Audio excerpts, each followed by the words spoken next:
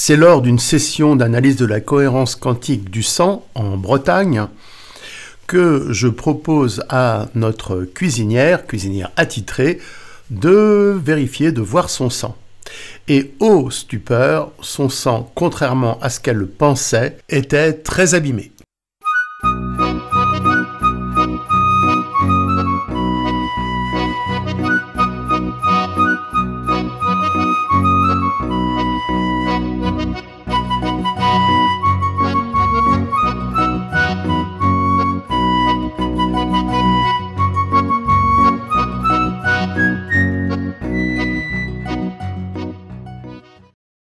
Alors c'était d'autant plus étonnant pour elle, car comme elle l'a expliqué dans la vidéo précédente, elle faisait entre guillemets tout bien dans sa vie. Elle faisait son yoga, ses ablutions, des techniques de nettoyage et tout. Mais voilà, le sang n'obéit pas à ce que l'on veut. Disons, à ce que l'on croit être bon pour sa santé. De voir son sang dans un tel état aura engendré une prise de conscience profonde. C'est un peu comme lorsque l'on lit son destin dans le marc de café. Ici, on peut lire son destin dans le sang, dans l'état du sang, et donc là, altéré. Donc je dois expliquer que suite à la prise de conscience de l'état de son sang, donc du support de sa conscience et de sa santé, par l'analyse, donc la visualisation des globules rouges, le cerveau commence à se modifier et évoluer vers, on va dire, une nouvelle sensibilité, une hypersensibilité qui rend plus sensible aux mécanismes de pollution de l'environnement. Et c'est pour cela que notre cuisinière, suite à un voyage, va être plus affectée par les pollutions qu'elle ne l'était avant. À ce moment-là, quand je la retrouverai un peu chafouin, je lui proposerai un enroulement du cerveau frontal parallèlement au nettoyage, et voilà ce qu'elle va témoigner.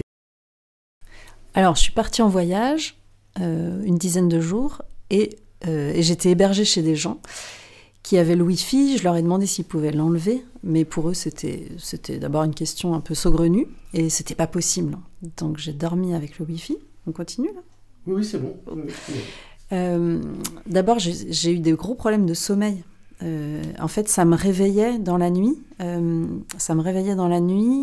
J'ai pensé assez rapidement que c'était ça, parce que ça me réveillait comme si j'avais bu une cafetière de café avant. J'avais vraiment comme une agitation cellulaire intérieure. J'étais vraiment agitée. Et même physiquement, je sentais cette agitation dans mes cellules. Donc c'était très fatigant, j'avais vraiment des nuits tronquées, je me réveillais à 3h du matin, quelque chose comme ça. Ensuite, comme j'étais en voyage, j'avais mon téléphone tout le temps avec moi et je regardais énormément de choses pour me déplacer, pour aller à des rendez-vous, pour regarder les cartes et tout ça. Donc j'avais la Wi-Fi, j'étais dans un bain de Wi-Fi avec des gens qui étaient vaccinés, doublement vaccinés, et la dame était malade et elle toussait. Mais en fait, tout ça, j'en ai pas pris conscience sur le moment, parce que moi, j'étais dans mon voyage, donc sauf la Wi-Fi où j'ai vu que ça me gênait vraiment au niveau sommeil, et puis j'aime pas du tout cette idée d'être dans ce bain d'ondes. Mais j'ai pas mis les choses les unes au bout des autres, hein. En fait, je l'ai fait qu'après coup. Donc j'ai fait mon voyage, voilà, ça s'est bien passé. Et quand je suis rentrée, donc pendant tout le voyage, gros problème de sommeil. Quand je suis rentrée, j'ai commencé à avoir une inflammation oculaire et des énormes migraines, vraiment une grosse barre au niveau frontal. Et ces symptômes, ils n'ont fait que s'accroître pendant une semaine, avec aussi donc un fond de fatigue. Et l'inflammation oculaire, c'est allé jusqu'à une sensibilité à la lumière. Il fallait que j'ai des lunettes de soleil. J'avais du mal à regarder le soleil, donc les yeux qui brûlent, et des migraines insupportables. Voilà. Et les poumons, peut-être, tu toussais ou pas ? Alors, et au bout de plusieurs jours, j'ai toussé, surtout la nuit. J'ai commencé à tousser. Ouais, et ça m'empêchait de dormir. D'ailleurs, il a fallu que je mette plusieurs coussins pour les quintes de toux, là, mais qui étaient surtout nocturnes. Mais j'avais pas trop d'autres symptômes, mais c'était déjà pas mal. Ok, donc après, tu vas consulter un médecin traditionnel. Oui, voilà. Donc mon état s'est quand même bien dégradé parce que je pensais que ça allait passer, ces symptômes, mais c'était pas le cas. Donc je vais consulter un médecin. La médecin n'était pas là, c'était l'interne. Donc l'interne me donne de l'ibuprofène et des corticoïdes parce qu'elle pensait que c'était donc juste une inflammation oculaire. Et en fait, les symptômes se sont encore augmentés parce que, enfin, voilà, apparemment, l'ibuprofène a augmenté les symptômes que j'avais. Donc pendant encore 4 jours, c'était vraiment horrible. Et là, je retourne voir la médecin qui me prescrit donc cette fois-ci des antibiotiques. Et bref, tout ça pour me retrouver donc au bout de plus de 15 jours dans un état complètement donc d'affaiblissement général avec en fait en plus des migraines, ça faisait vraiment comme un espèce de chape autour de ma tête, quoi, une sorte de voile et de chape autour de ma tête. Et c'est à ce moment-là que j'arrive ici. Ah, donc il y avait grosse fatigue et dépression aussi peut-être. Bah, dépression, ouais, en tout cas, oui, voilà, au niveau psychique et psycho-émotionnel, des idées noires, de plus en plus noires, ouais. qui se... Parce qu'on voit beaucoup de jeunes qui ont des idées de suicide, donc on se demande s'il n'y a pas un rapport, si tu veux, à distance. Parce que toi, tu n'es pas injecté, précisons. Ah oui, oui, oui. Ah oui, non, moi, je ne suis pas du tout injectée, et même à un certain moment dans ma prise de conscience, on va dire, de tout ce qui se passait avec le Covid, je m'étais même dit, non mais moi il faut pas du tout qu'on soit en contact en fait avec des gens vaccinés. Alors là, j'étais vraiment avec ces personnes. Aujourd'hui, je suis beaucoup plus tranquille avec ça. J'ai pas de peur, mais là, apparemment, quand même, j'ai passé donc 10 jours dans ce bain avec... Oui, voilà, donc en fait, tu as été atteinte. Alors tu me posais la question, mais est-ce qu'à distance, on peut être pris par les gens? Oui, hein, je t'avais répondu, donc sous 2 formes. Les aérosols, donc quand ils parlent, il y a les micro-gouttelettes chargées que toi tu vas respirer, et énergétiquement. C'est-à-dire que tu as un spectre énergétique toxique, et comme tu es sensible, il faut imaginer que tu as une grande sensibilité, tu le prends d'autant plus fort. Donc je ne pouvais pas laisser notre cuisinière dans cet état-là, d'autant plus que, par exemple, dans les ashrams, et c'est Janine qui me rappelait ça tout le temps, la cuisinière est le 2e personnage le plus important après le gourou. Car l'état vibratoire de la cuisinière influe sur la qualité de la nourriture, qui va donc être bien la base de la construction cellulaire, on va dire, des adeptes. Sur la table, eh bien, donc on suspecte le graphène, évidemment, et effectivement, les poumons étaient bloqués dans leur mouvement circulaire, d'où les toux, d'où les problèmes de respiration et d'oxygénation, avec toutes les conséquences. Et à ce moment-là, avec le flacon nettoyage homéobiotique graphène, les poumons lâchent immédiatement. Et déjà, tu commençais à ressentir sur le moment et dans la soirée des améliorations que tu peux nous décrire si tu veux bien. Oui, oui. Eh bien, avec le flacon, là, la dilution graphène et la pratique que tu m'as faite, j'ai senti en fait assez vite, je ne sais plus, c'est quand je suis partie, quand je suis rentrée chez moi, j'ai senti, mais même juste après, et encore quand je suis rentrée chez moi, comme la levée d'un voile de cette chape que j'avais vraiment tout autour de ma tête. Mais c'était pas encore complètement parti, tout n'était pas parti, mais la levée d'une couche, on va dire, d'une épaisseur. Oui, les couches sont multiples, et l'idée c'est qu'on a beaucoup de publications qui disent que les Covid, alors vaccinés ou non, créent du brouillard mental. Donc c'est un peu ce que tu me décris, un brouillard mental qui s'en allait. Donc j'étais un petit peu donc en connexion avec ce nettoyage. Donc nous on n'a fait que nettoyer graphène dans les poumons. Hein. Alors ensuite tu reviens une 2e fois pour approfondir le nettoyage. Et là c'est moi qui vais prendre le relais et puis après tu nous diras, c'est que le graphène est une sorte de force noire qui oblige à rentrer en soi, au plus profond de soi, pour extirper ces parts d'ombre quelque part.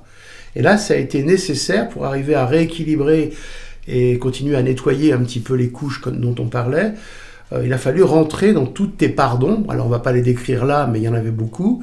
Et c'est comme si ce graphène était presque nécessaire pour ceux qui veulent faire une sorte d'introspection profonde.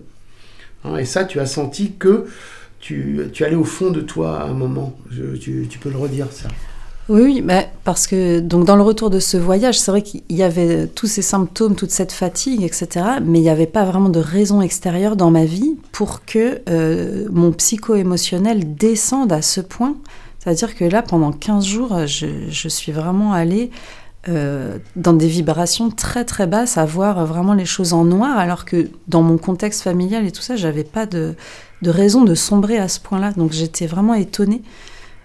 Alors donc le graphène, finalement, donc, comme on le décrit, donc il permet de redescendre et de ressortir tout un tas de mémoires transgénérationnelles. Alors comme c'est anonyme, on peut le dire, des grands-parents, arrière-grands-pères, grands-pères suicidés, et également un oncle, je crois. Donc en fait, c'est comme si, en ce moment, avec le graphène ou l'évolution, donc le cosmos qui est en train de bouger, on était en train de devoir ressortir tout ça pour refaire un organisme nouveau, à neuf, donc où toutes les casseroles sont nettoyées. Moi, je préfère dire nettoyées que abandonnées, parce que ça colle au fond des cellules. Et c'est ça qu'on a été obligé de faire pour te remettre cette énergie de vie en toi. Et à ce moment-là, j'ai vraiment senti le retour de mon énergie, comme si j'étais à nouveau moi, pleinement moi, et comme si je pouvais, vraiment être à nouveau en contact avec cette flamme, cette petite flamme intérieure qui nous anime et dont j'avais perdu la trace précédemment. Ce passage est intéressant car il souligne le transfert d'énergie de feu, de flamme et de lumière qui s'opère lors du passage de l'énergie par les mains avec le contact du cerveau vibratoire quantique, donc du bioticien, qui réanime, qui remet la flamme, le feu intérieur dans le cerveau de la femme notamment, cerveau qui s'était éteint. Donc c'est toujours le masculin sacré, le féminin sacré, voilà, qui dialogue et qui s'anime. C'est une des particularités de la technique, dont je suis très fier, de réactiver le feu intérieur chez les femmes. Et si l'on reprend donc le mythe de Prométhée, puisqu'il y a un rapport, j'ai mis ça, je trouve qu'il y a un rapport, celui qui a amené le feu dans le cerveau des humains et qui après s'est fait sanctionner par, je crois que c'est par Zeus, et donc après il s'est fait dévorer le foie sur le mont Caucase. Donc on retrouve l'origine de notre structure et du cerveau, donc dans le mont Caucase, donc on est des Caucasiens, et cette structure-là est malmenée actuellement. Et donc l'idée, c'est qu'après, par exemple, dans la voiture, tu avais envie de chanter. Voilà. C'est vrai, chanter, c'est ça. Bah oui, parce que tu m'as laissé donc le flacon, du coup j'en ai repris ce matin et ce midi, et j'ai senti dans la voiture, oui voilà, cet élan à nouveau de chanter, enfin comme un élan de vie qui revient en moi, et je me suis fait la réflexion que ça faisait bien des jours, et en même temps au niveau physique et énergétique peut-être, là à chaque fois que je reprends des doses là du petit flacon, il y a à nouveau une couche qui s'en va de cette chape, et là maintenant ça c'est complètement Donc l'idée c'est que tu es très sensible, parce que tous les gens que je vois ne sentent pas ça. Donc, là j'introduis un petit schéma pour bien expliquer ce qui était le cas de notre ami dans les lignées familiales, les mémoires des suicides. Donc on voit la ligne bleue qui est la ligne normale de pulsation, c'est-à-dire la transmission de l'énergie de pulsation de cerveau à cerveau, on va dire. Et j'ai mis donc cette interruption de ligne avec les petits carrés rouges et les flèches rouges, donc c'est un petit peu un pointillé avec des suicides. Alors là, c'était grand-père, père, etc. Et également, nous avons les morts prématurées ou injustes qui interfèrent. Et également les avortements, mais aussi les morts à la guerre, les morts par assassinat. Donc l'âme de la personne ne peut pas s'en défaire, ne peut pas remonter. Mais le problème, c'est qu'elle est dans un autre espace-temps. C'est là où on intervient avec la thérapie vibratoire quantique, car nous accédons à cet autre espace-temps dans lequel se trouve, entre guillemets, coincée la personne. Le fait de la remettre en phase avec le cerveau, donc en l'occurrence avec le CVQ de notre ami, va libérer cette mémoire qui va faire que son cerveau, donc de la personne, va être réactivé au niveau de la pulsation. Et donc après, on voit à droite la ligne bleue qui va donc être remise sur sa fréquence de base et donc qui va donc aboutir à cette joie, etc. Sinon, nous avons donc dans les cerveaux qui ont subi ça dans les lignées familiales, ces mémoires de mort qui vont donc créer une mémoire de mort, un cerveau suicidaire qui va même des fois aller jusqu'à refaire l'acte de suicide donc. Ce mécanisme de transmission quantique des mémoires transgénérationnelles peut être étendu à toute autre sorte d'engrenage pervers comme la folie de l'argent, la folie de la possession et même la maladie génétique. C'est pour ça que l'on peut constater avec effroi et impuissance cette répétition des schémas dans des lignées familiales par exemple, amenant au paroxysme les plus pervers sur des mécanismes souvent d'argent, voire d'héritage.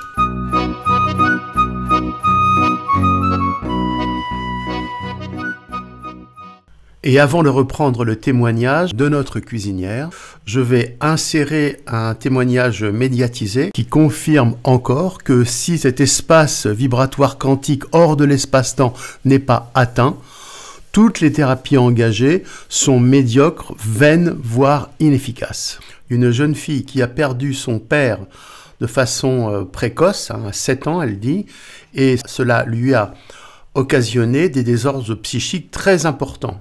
Ce que vous me dites, c'est vrai que tout est conscientisé, oui. Mais en même temps, il n'y a rien qui bouge en fait. Il y a quelque chose qui bouge aujourd'hui, ça s'améliore. Et c'est là où l'on voit bien l'inefficacité des thérapies classiques mentales, car elles ne tiennent pas compte du mécanisme que j'expose, qui est que toutes ces mémoires, tous ces désordres situent leurs racines hors de l'espace-temps, donc inatteignables par le mental et les thérapies classiques. Et dans sa tête, elle n'attend que son père revienne. On en parle après le témoignage. Vous avez beau avoir toute l'histoire, vous avez refait tout le puzzle, aujourd'hui vous n'arrivez pas. Donc c'est là où on parle d'une maladie vraiment, c'est-à-dire que c'est au-delà de l'esprit, c'est le corps qui domine. Oui, en fait, il faudrait faire revenir papa quelque part. Si papa revenait, la maladie s'arrêterait tout de suite. Oui. Donc pour nous, pour la TVQ, c'est très simple. Papa, c'est l'équivalent de la pulsation.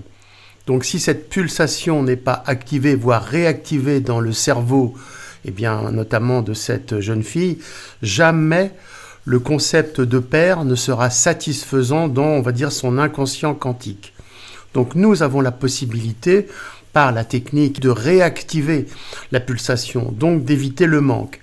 Et les déviations par rapport au manque que l'on peut comprendre ici, si vous n'avez pas de père, eh bien vous allez chercher des pères de substitution.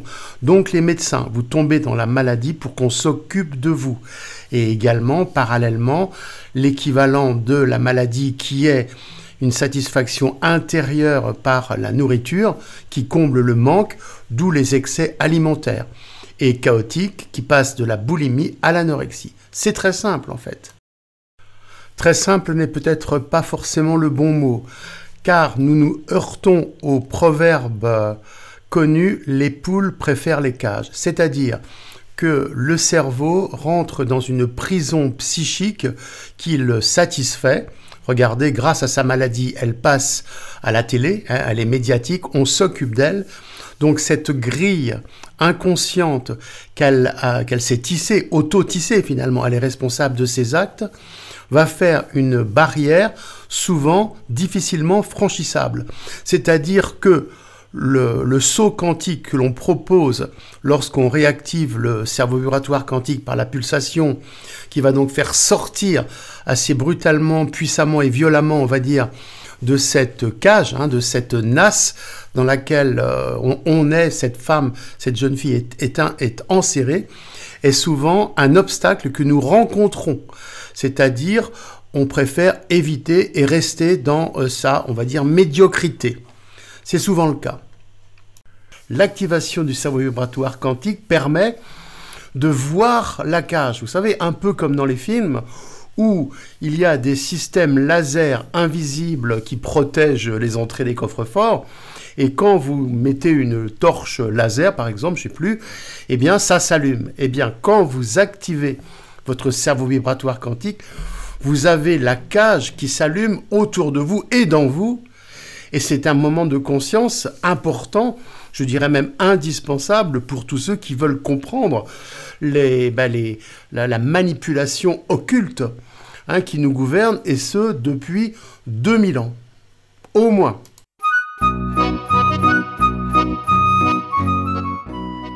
Nous allons observer le cerveau frontal de cette jeune fille et l'on voit qu'il n'enroule pas. Si je mets mes mains, il n'y a pas d'enroulement circulaire du lobe frontal.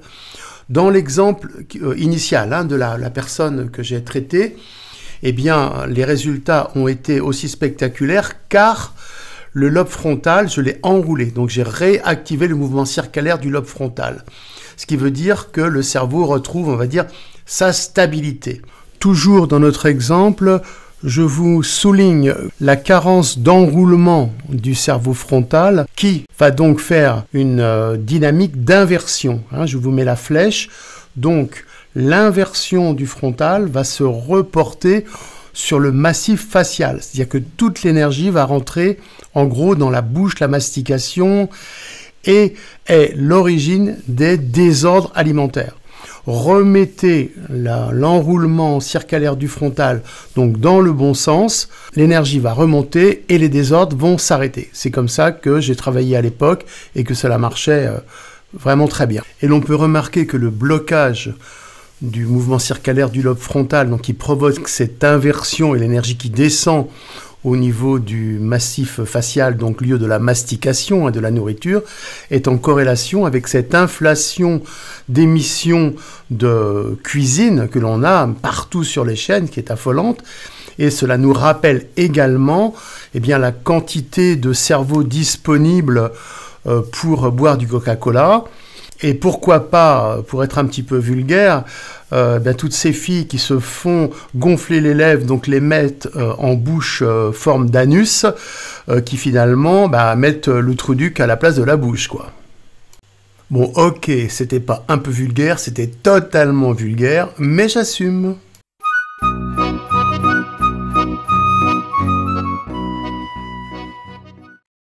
Il est important de souligner que lorsque l'on réactive l'enroulement circulaire du lobe frontal, du CVQ, on agit sur ce qu'on appelle le gyrus singulaire. C'est la partie en verte à droite.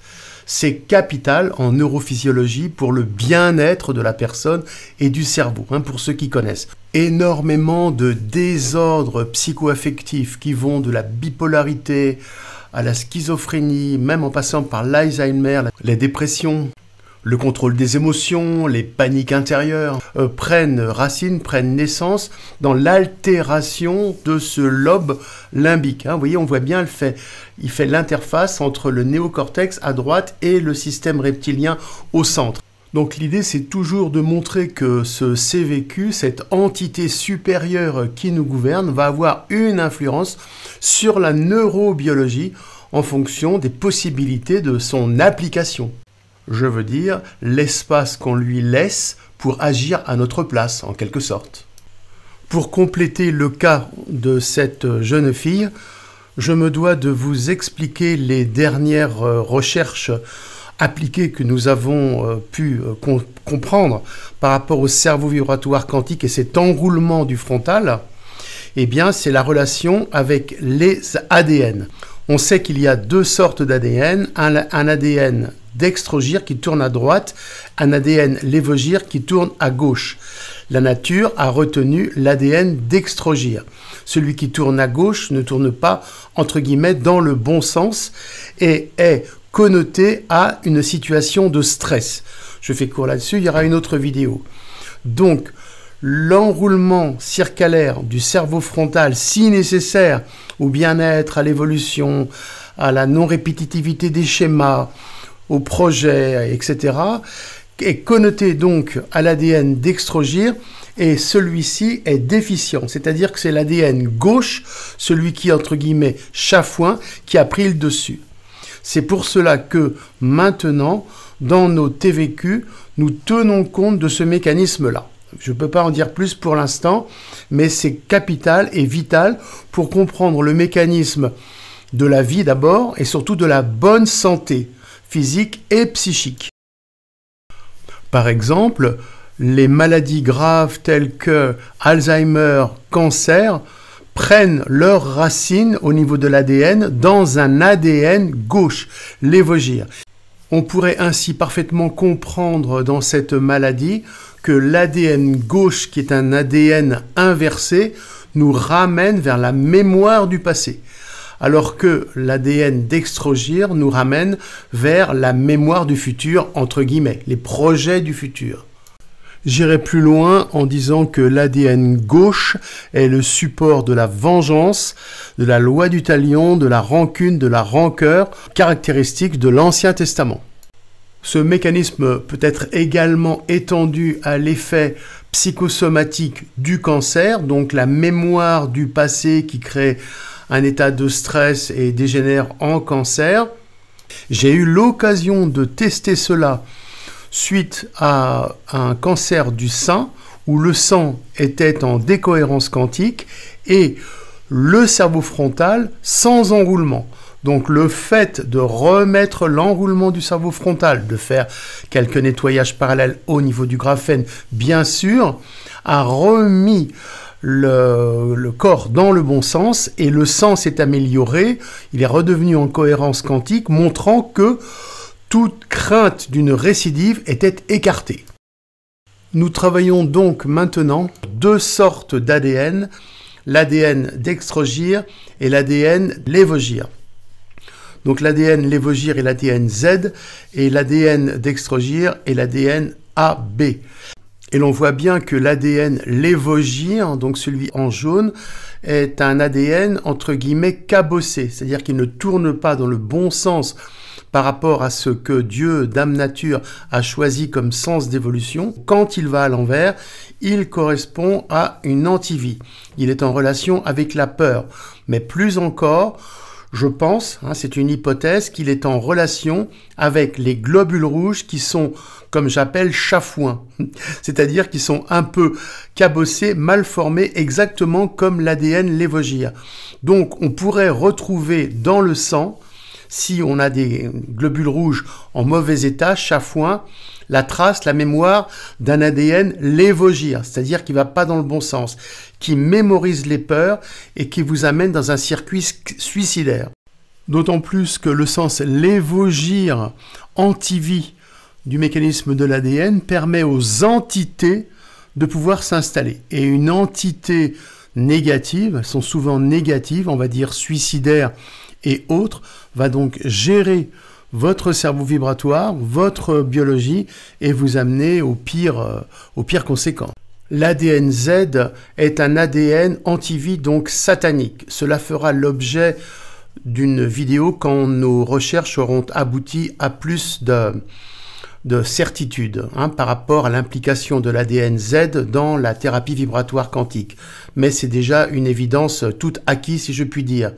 Mais comprenons maintenant que l'ADN Z est l'outil principal du complot antivie qui garde les gens dans le mécanisme de peur. La peur crée de l'ADN Z. Et nous avons, par les médias, par tout ce on nous inflige, une peur permanente, visible ou invisible, ce qui est la pire, qui nous fait créer de l'ADN Z.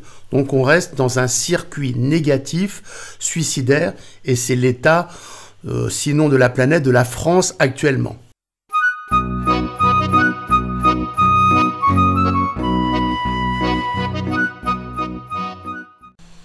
Pour les gens intéressés par la thérapie vibratoire quantique, il y a une préparation nécessaire qui est demandée. C'est toujours la même chose, ostéophonie, yoga danse et analyse du sang. En fait, ça peut être inversé. Les gens qui viennent pour l'analyse du sang à Paris peuvent suivre les cours d'ostéophonie et de yoga danse. La bonne nouvelle, pour ceux qui sont loin, c'est que Nolwenn propose des cours d'ostéophonie à distance. Vous avez le lien de son site dans la description.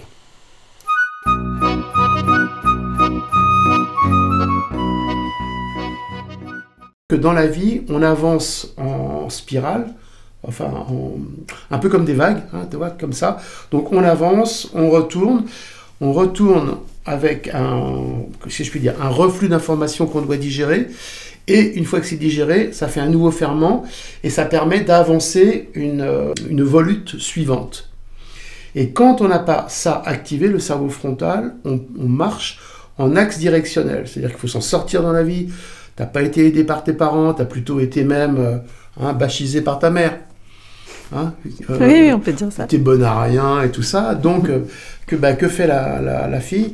Elle prend sur elle et elle lui dit « je vais y arriver ». Mais c'est un pis-aller, parce que vouloir y arriver comme ça, c'est foncer avec un axe, un vecteur hein, qui sort du frontal, un peu comme une corne de licorne quelque part. Hein.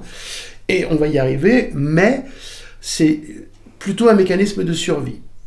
Et à ce moment-là, les projets qu'on fait pour s'en sortir, ouais, je vais créer mon entreprise et tout ça, c'est souvent voué à l'échec, parce que la nature demande que ça soit plus conscientisé par rapport à cet enroulement. Et donc, là c'est les techniques ostéobiotiques. Donc, le cerveau ne s'enroule pas, donc il devient grosse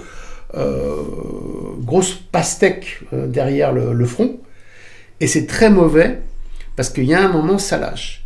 Et quand ça lâche, soit, il y a deux possibilités essentielles. C'est soit on fonce, hein, pour casser la grosse pastèque œuf, on se casse la gueule, donc on devient, alors c'est pas ton cas, mais de plein de jeunes délinquants, tu vois, on casse, on va tuer, on va casser du flic, on va casser, tu vois, on devient violent et méchant, soit on se suicide. C'est la même chose.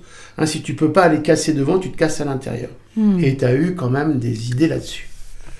Hein, tout ça parce que le cerveau n'était pas enroulé par rapport à tes planètes de base. Et là, on a fait, et normalement, une fois que c'est en route et que tu, comment je veux dire, tu te sers, pour nous, hein, de ce mode d'emploi, il n'y a pas de souci, la nature est gentille, on va dire, moins mauvaise.